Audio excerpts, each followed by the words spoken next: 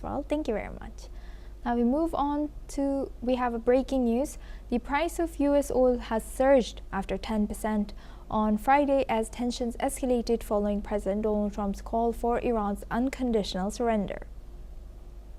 Fears of prolonged disruptions to global crude supplies sent West Texas Intermediate soaring 10.63% to $89.62 per barrel. International benchmark Brent North Sea crude also saw a significant rise, reaching $91.89 per barrel, its highest level in nearly 2 years. The price spike reflects concern that the US-Israel conflict with Iran could lead to further instability in the Middle East, affecting the global oil market.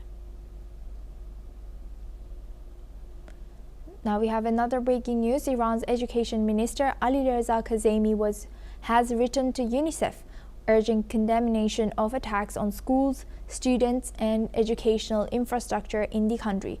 In his letter, Kazemi has blamed the US and Israel for strikes that targeted residential areas, healthcare facilities, and schools. These attacks have resulted in fatalities and injuries among students and teachers across several provinces in Iran, including Minab, Fars, Ilam, East Azerbaijan, Tehran, and Qazvin. The letter highlights that around 20 educational centers have been severely damaged, disrupting education for thousands of students. UNICEF previously reported that nearly 200 children have been killed in the region since the escalation. Now we welcome a retired Major General Sudhakarji. He's a senior strategic and international affairs expert, joins us live from Jaipur. Thank you very much, Major General, for joining us again. Good to see you. Now, looking at the situation, how do you think that UN or UNICEF, any UN body or any mediator body or such organization is capable to do anything? Yes, good evening, Asoma. Thank you for inviting me for the show. Thank you. This is my personal take. You see, anything is possible in such critical situation, and United Nations has got a role and responsibility to discharge its mandate. And it's just a matter of time, like you have raised, NewsX World has raised the issue, a similar kind of raising the issue at appropriate level. I'm sure it will mobilize the global opinion and it will stimulate some dormant organization to take initiative. More than that, somebody from the affected region or the place should also start making, because the moot question which comes up is, what about these organizations, United Nations, Amnesty International, Human Rights, what are they doing? UNICEF, I myself operated in UNICEF. They are also existing in these kind of places. Why aren't they opening their mouths? But anyway, to cut short, long and short of what I'm saying, it is very much possible. Back to you, Asuma. Yes, and I also wanted to ask about the other breaking news that we have taken today. You know that the oil price is surging rapidly.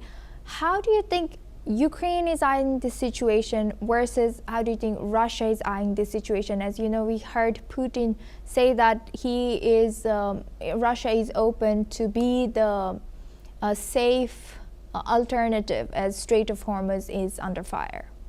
He's absolutely right, absolutely spot on, because in such kind of complexity, the world has to navigate and find solutions. Yes.